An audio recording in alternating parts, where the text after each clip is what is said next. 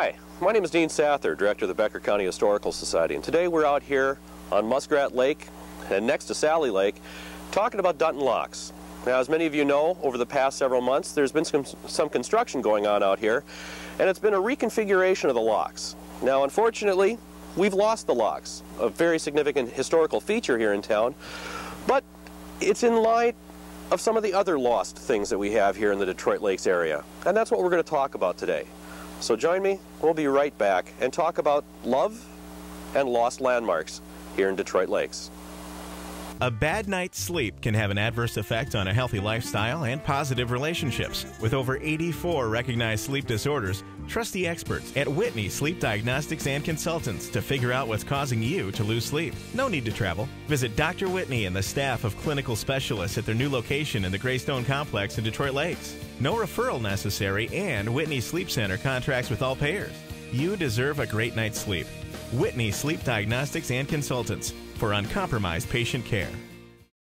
We're out here on this beautiful winter day at Dutton Locks to talk about some of the things that have been lost in our Detroit Lakes area. Now, one of the concepts and one of the perceptions that people have about Detroit Lakes is that it's a resort town. And during the summer, it becomes very obvious that that is something that we all thrive on. Now, the resort industry is something that's been with Detroit Lakes for a long time, right back from the late 1880s and late 1870s even. Now, one individual that recognized the potential of the resort industry was a gentleman named J.K. West. And in order to capitalize on the resort industry, he started the Pelican Valley navigation system here that stretched between Detroit and Shoreham and eventually Pelican Lake.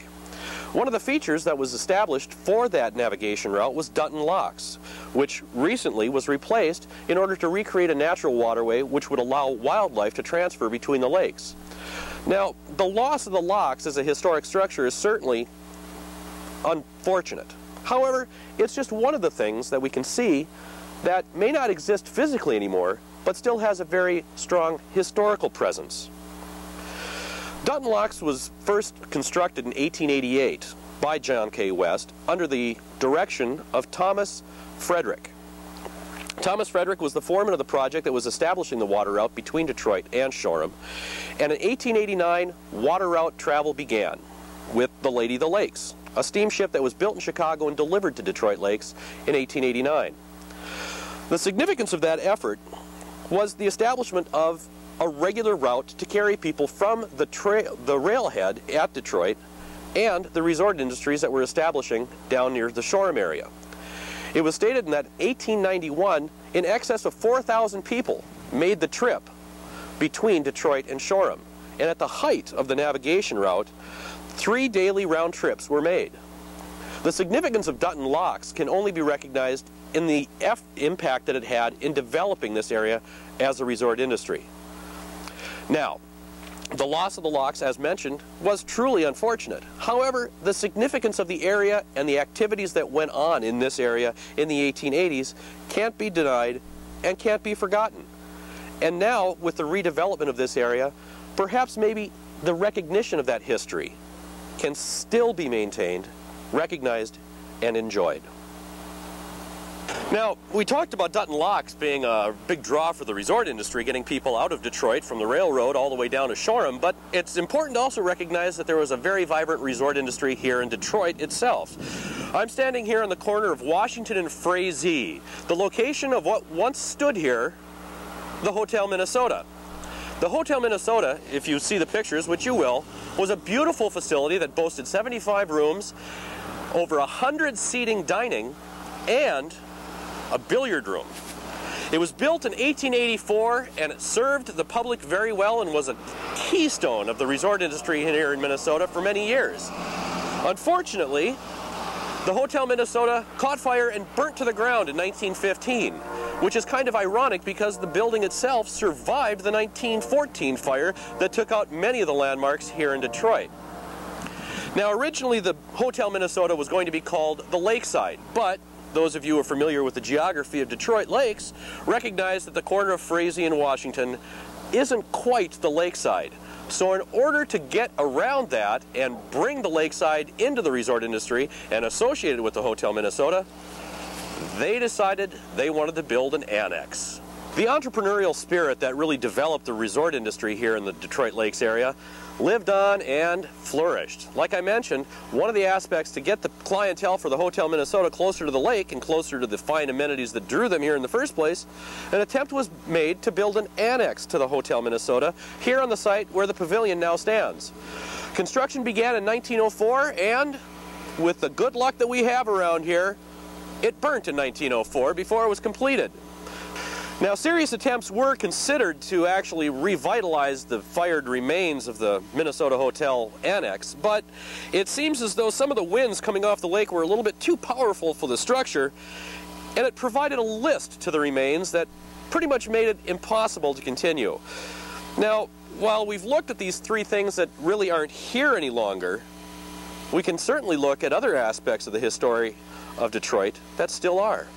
Preserving the past is one of the key missions of the Becker County Historical Society, and part of the preservation of that past may not be the actual preservation of the physical remains of Becker County's past history, but a recognition and the remembrance of past events.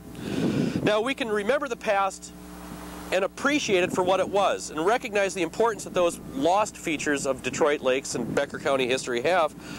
But then we can also turn around and recognize the past that is still with us. And one of the examples I'm standing in front of is the Carnegie Library here in Detroit, right on Washington Avenue. It's a beautiful facade, and it's a wonderful example of architecture that survives here in Detroit, but it has a little added extra bonus.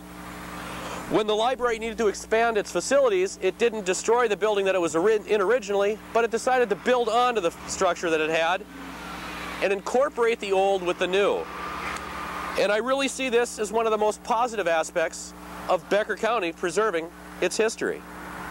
There are examples all around us, and those of you who are regular watchers of this program will remember that earlier in this series we did a show that dealt with some of the historic architecture here in the downtown area of Detroit. Behind me right now is the Greystone building, which is still going through a major renovation. But one of the beautiful things about that renovation is that they're bringing the facade back to a historic feature-like appearance.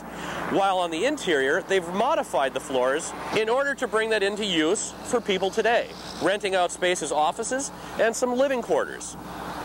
In a way, you could look at things as going full circle. From instead of being everything old is new again, we can look at everything new is old again.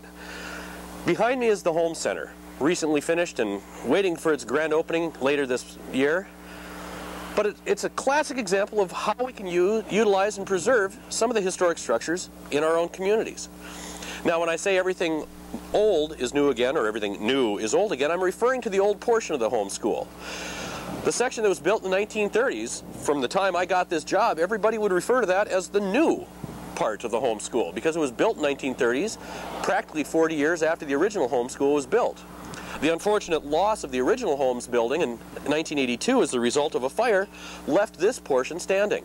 And it has been used ever since, but now it's been incorporated into the new home center, thereby transferring the new part of the home school to the old part of the home center.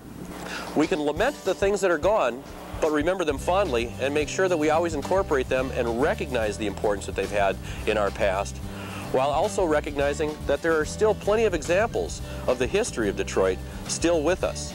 And we should do whatever we can to make sure that those portions that are still with us are always going to be with us. My name is Dean Sather, and this has been a little bit of history here in Becker County. Thanks.